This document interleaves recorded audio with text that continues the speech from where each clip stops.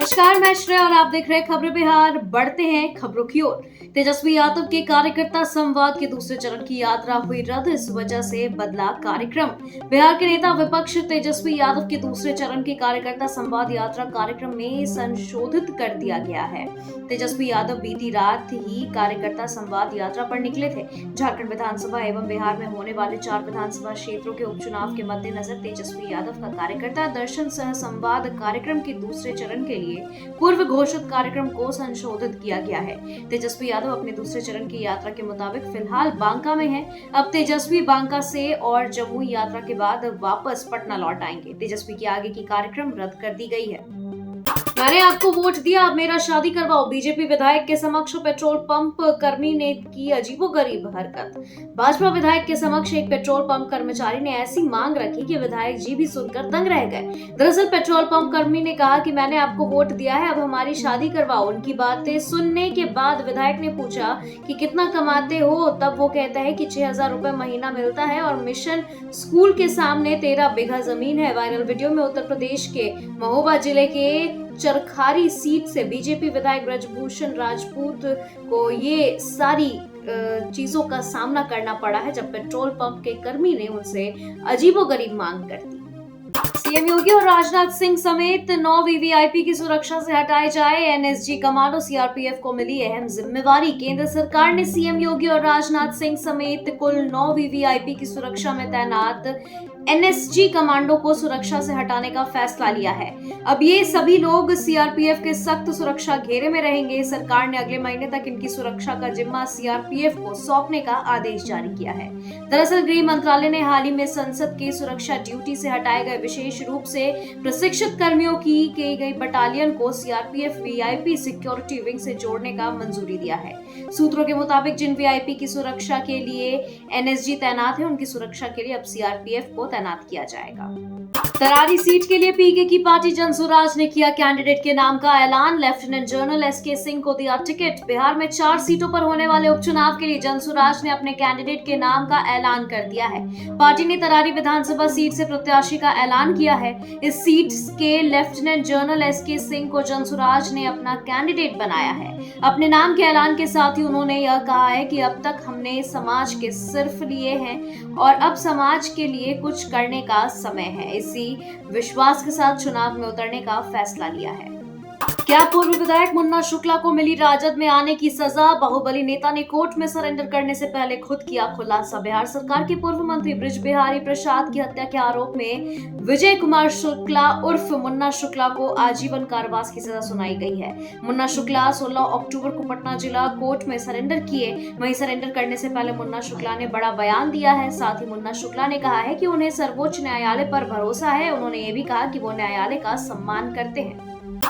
केंद्र कर्मचारियों को मिला दिवाली गिफ्ट। अब 3% बढ़ा डीए, सैलरी मिलेंगे इतने रुपए अधिक। दिवाली से पहले केंद्र की नरेंद्र मोदी सरकार ने केंद्र कर्मचारियों को बड़ा तोहफा दिया है।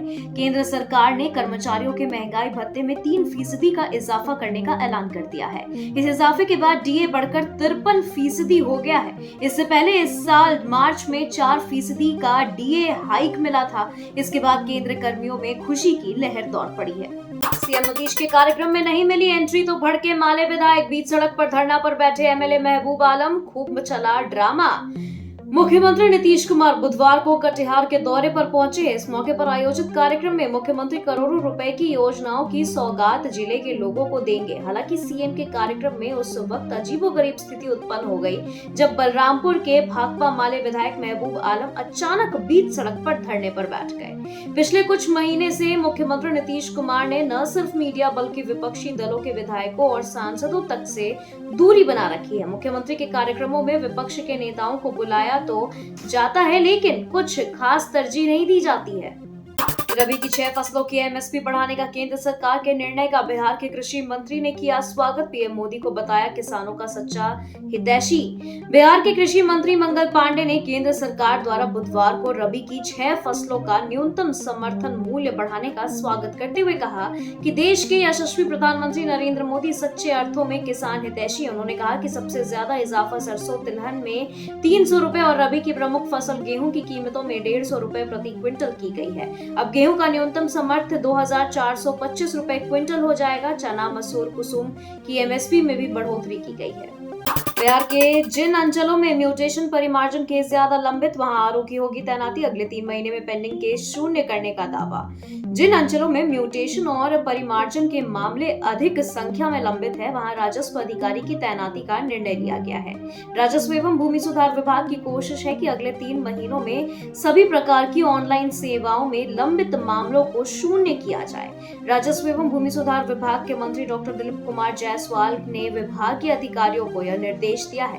राजस्व एवं भूमि सुधार विभाग के मंत्री ने राज्य के उन अंचलों में राजस्व अधिकारियों की तैनाती करने का निर्देश दिया है जहां म्यूटेशन और परिमार्जन के ज्यादा मामले लंबित हैं।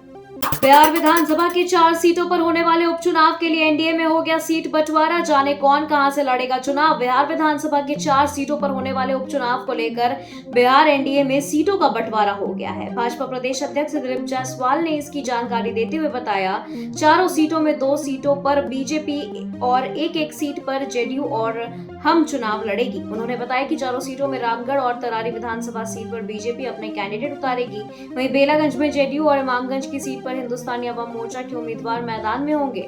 दिलीप जायसवाल ने बताया कि चारों सीटों पर उम्मीदवारों का चयन सभी पार्टियों की मीटिंग में तय किया जाएगा। सिवान में जहरीली शराब कांड को लेकर दरोगा सहित 3 पुलिसकर्मी हुए सस्पेंड। छपरा में मृतकों की बढ़ी संख्या। सारण जिले में जहरीली शराब की मौत का आंकड़ा बढ़ गया है। मिली जानकारी के मुताबिक मशरक में जहरीली शराब से मरने वालों की संख्या 3 हो गई है। हालांकि प्रशासन की ओर से 2 लोगों की मौत की पुष्टि की गई है। वहीं 3 और लोगों को इलाज के लिए अस्पताल में भर्ती कराया गया है। अब अस्पताल में 6 लोगों का इलाज चल रहा है। वहीं सिवान में पुलिस की ओर से इस मामले को लेकर कार्रवाई की गई है। इस कांड में प्रशासन ने भगवानपुर के थाना प्रभारी और 2 चौकीदारों को सस्पेंड कर दिया है।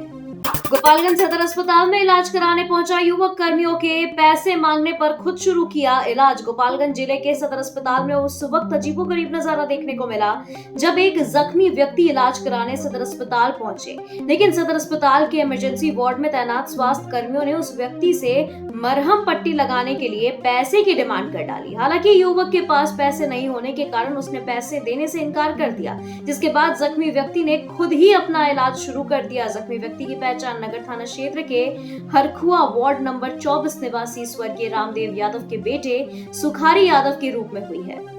बिहार में मानसून की विदाई के बाद तापमान में आने लगी गिरावट। दीपावली व छठ में होगा गुलाबी ठंड का एहसास। बिहार में मानसून वापसी की शुरुआत 11 अक्टूबर से हुई और 13 अक्टूबर से यह पूरे प्रदेश से विदा हो गया। मानसून के विदा होने के बाद पूरे प्रदेश में मौसम का मिजाज पूरी तरीके से बदल चुका है। मौसम का मिजाज बदलने से बिहार के लोगों ने राहत की सांस ली है। मानसून के विदाई बाद सूबे का मौसम ठंडा हो गया है। राजधानी पटना सहित बिहार के कई जिले के तापमान में गिरावट आई है। बता दें कि सूबे के ठंडा में प्रभाव धीरे धीरे बढ़ रहा है। ठंड का प्रभाव बढ़ने का मुख्य कारण पछुआ हवा है।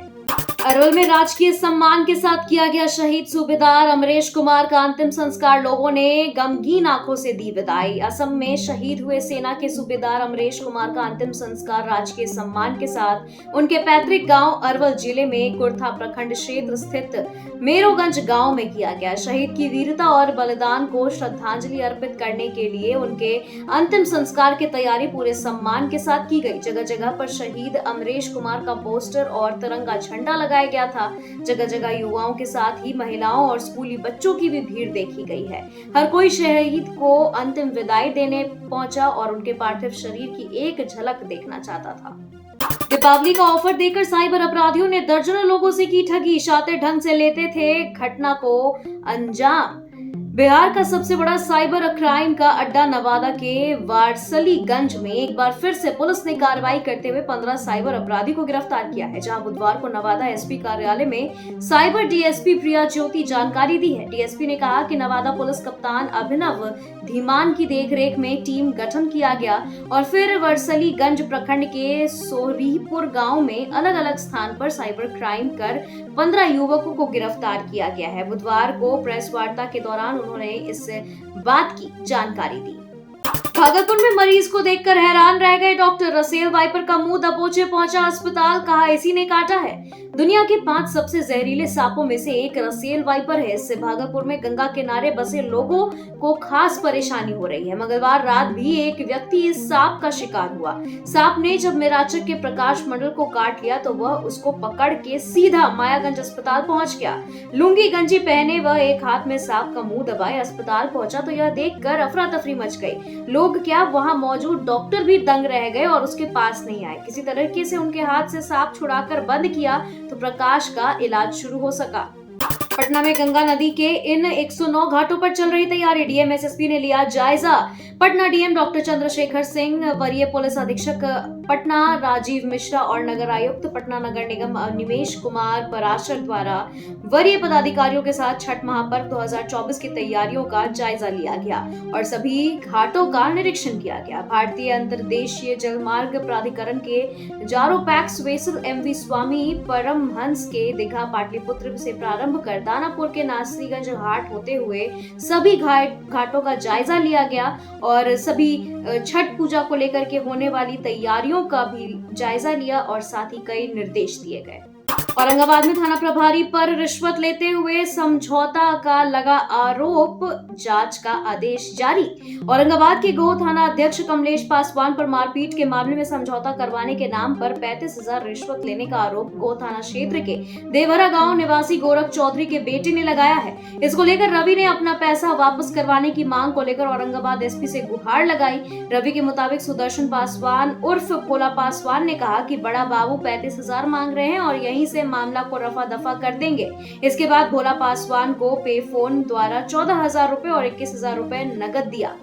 शिक्षा विभाग में 6,430 पदों पर अनुकंपा नियुक्ति का रास्ता साफ, शिक्षा मंत्री ने दी बड़ी खुशखबरी। पीटी टीचरों के मानदेय बढ़ाने पर कही यह बात। बिहार के शिक्षा मंत्री सुनील कुमार ने अनुकंपा नियुक्ति का इंतजार कर रहे लोगों को बड़ी खुशखबरी दी है। शिक्षा मंत्री ने बताया कि अनुकंपा वाले 6,430 पोस्ट पर नियुक्ति का रास्ता साफ हो गया है और उनकी जल्द ही नियुक्ति करा दी जाएगी। वित्त रहित को अनुदान देने पर शिक्षा मंत्री ने कहा कि जो अनुदान करना था वह हमने कर दिया है और जो उसमें क्वालिफाई करते हैं उन्हें अगले सप्ताह में चला जाएगा। यूनिवर्सिटी का भी जो ग्रेड था वह हमने पूरा कर दिया। पटना में डिलीवरी के दौरान महिला और नवजात बच्चे की मौत, गुस्साए परिजनों ने किया भारी हंगामा, अस्पताल छोड़कर भागे डॉक्टर। राजधानी पटना के दीघा इलाके में एक निजी अस्पताल में प्रसव के दौरान महिला और उसके नवजात बच्चे की मौत हो गई। मां और बच्चे की मौत से नाराज परिजनों ने डॉक्टर और स्वास्थ्य कर्मियों पर जमकर लापरवाही का आरोप लगाते हुए अस्पताल में हंगामा मचाया है। लोगों के गुस्सा को देखकर डॉक्टर अस्पताल छोड़कर वहां से फरार हो गए। शाहपुर थाना क्षेत्र के जमसौता निवासी मुकेश पासवान ने प्रसव पीड़ा के बाद अपनी पत्नी को दीघा एम्स एलिवेटेड रोड पर स्थित डीडी मंडल अस्पताल में भर्ती कराया था, जहां ऑपरेशन के दौरान जच्चा बच्चा की मौत हो गई। कांग्रेस सांसद मोहम्मद जावेद को जान से मारने की धमकी, कहा गिरिराज भैया सही बोलते हैं। बिहार की किशनगंज लोकसभा सीट से कांग्रेस सांसद मोहम्मद जावेद को जान से मारने की धमकी मिली है। इसको लेकर सोशल मीडिया प्लेटफॉर्म एक्स पर धमकी भरा पोस्ट किया गया है। इस मामले में अब सांसद के निजी सचिव ने दिल्ली स्थित पार्लियामेंट स्ट्रीट पुलिस स्टेशन में इस संबंध में आवेदन दिया है। उसके बाद पुलिस की टीम मामले की जांच में जुट गई है। इस पोस्ट के अंत में लिखा गया है कि विश्व हिंदू परिषद सचिव ने आईपीसी की धारा 506 और 153A के तहत तत्काल एफआईआर दर्ज करने और सोशल मीडिया अकाउंट की जांच करने की मांग की है। टिकट चेक करने वाले विभाग के सीनियर ऑफिसर का ही टीटी ने काट दिया चालान, अब मचा हड़कंप। अगरतला भागलपुर तेजस राजधानी एक्सप्रेस में टिकट चेक करने वाले एक अधिकारी की ही जुर्माना भरना पड़ गया। यह फाइन किसी और बात के लिए नहीं बल्कि बिना टिकट राजधानी एक्सप्रेस में सफर करने की वजह से कटा गया है। अब रेलवे कर्मियों और अधिकारियों के बीच यह फाइन चर्चा का विषय बना हुआ है। हालांकि इसकी कोई आधिकारिक पुष्टि तो खुलकर नहीं कर रहा, लेकिन दबे जुबान से यह बात लोग कर रहे हैं कि टिकट चेक करने वाले एक अधिकारी का ही फाइन टीटी ने काट दिया। पूर्व विधायक की पत्नी के हर्ष फायरिंग का वीडियो वायरल, अब मामले ने पकड़ा तुल। जानकारी के मुताबिक जमुई जिले के सिकंदरा विधानसभा से पूर्व विधायक सुधीर कुमार उर्फ बंटी चौधरी की पत्नी रश्मि कुमारी का हर्ष फायरिंग करने का वीडियो सोशल मीडिया पर वायरल हो रहा है, जो कि अब जिले भर में चर्चा का विषय बना हुआ है। सिकंदरा के पूर्व विधायक बंटी चौधरी ने सिकंदरा में ही रश्मि कुमारी से प्रेम विवाह किया था।